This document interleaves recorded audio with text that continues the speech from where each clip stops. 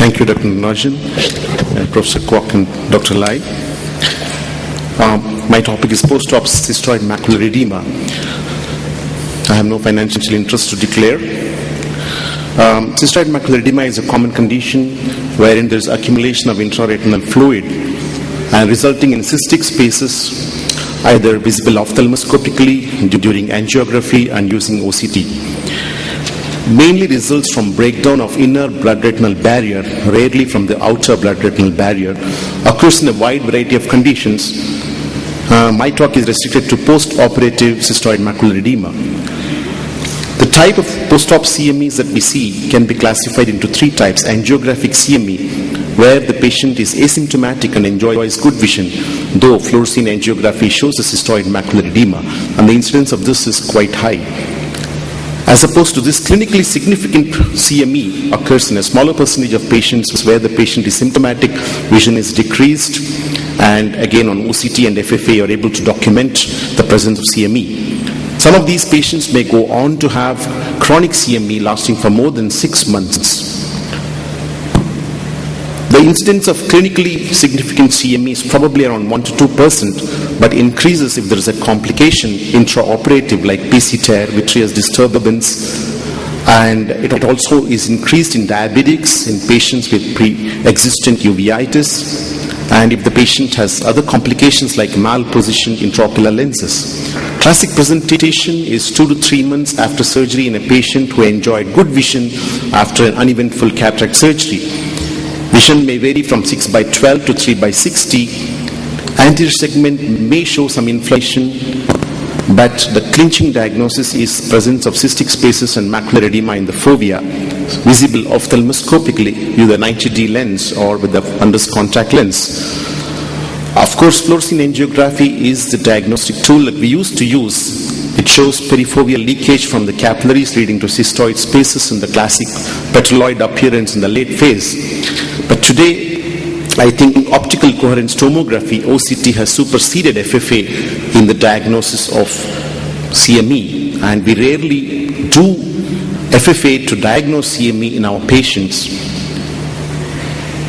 But in one subgroup of patients, we may need to do fluorescein angiography. That is when we want to distinguish between a diabetic CSME, diabetic macular edema, versus pseudophakic macular edema. But this is a common confusion that occurs whenever we are seeing a patient with decreased vision following cataract surgery. We have to distinguish between these two entities because the treatment of these two entities is somewhat different.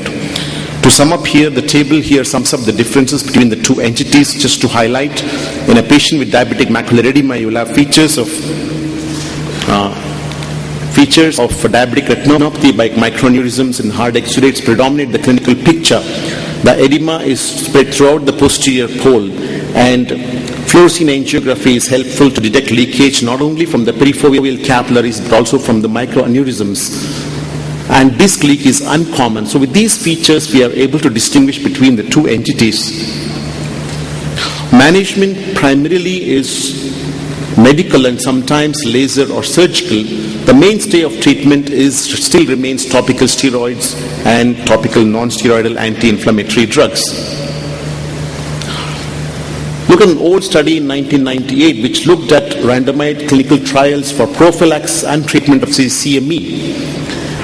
And what it defined, they found that the prophylactic treatment was effective in reducing angiographic and clinical CME and had a positive effect on improving the vision, but they did note that there were problems in design and execution and reporting. What do? We do have a step ladder approach in the management of patients. First, we start the patient on a topical steroid and a non-steroidal anti-inflammatory drops 3 to 4 times a day for 4 weeks. Goes with the treatment with true drops over the next 2 months. If there is no improvement, we try either periocular or intravitreal steroids. Intravitreal bevacizumab has been reported to give improvement in some selected patients. As yet, we do not have any randomized trial really looking at this. But there's still no response. We do have some non-responsive patients. Then the question comes whether there's a role for a pars plana vitrectomy. This is a 60-year-old lady who presented with defective vision in the left eye of 4 weeks duration. She had undergone cataract surgery 3 months ago and had good vision. Vision in the left eye was down to 6/60, and OCT showed cystoid macular edema in the left eye. And after 4 weeks of treatment, the vision improved to 6/12. 24 after 4 weeks and 6/12 after 8 weeks. This is an example of the patient who responded well to topical treatment. Look at the recent update by Lee Jampol in Retina 2010 update published in 2011. They looked at the current evidence of pharmacological therapy for pseudophakic macular edema. What were the major conclusions? Now today OCT has superseded fluorescein angiography in the diagnosis and management of these patients. Topical non-steroidal anti-inflammatory drugs do help in prophylaxis, but still whether the long term it makes any difference, we still don't know. Of course, during the treatment, the topical non-steroidal anti-inflammatory drugs are useful, but they noted that there was no evidence to say that the newer drugs like Nepafenac or Bromifenac are superior to older drugs like Diclofenac or Ketorolac. Topical steroids do have an adjunctive role. They have to be combined with the non-steroidal anti-inflammatory drugs. In refractory cases, intravitreal steroids are helpful. However, till today, we don't really have randomized control trial available. Intravitreal bevacizumab again has been reported to be useful in refractory cases. There is no randomized trial available which looked at the role of acetazolamide in the management of cystoid macular edema. There is a patient who did not show any improvement after 4 weeks, 6 weeks of topical treatment, and we injected intravitreal triamcinolone in this patient. After 2 weeks, you can see the reduction in the macular edema following the intravitreal triamcinolone therapy in this patient. There is a small subgroup of patients where laser or surgery is useful.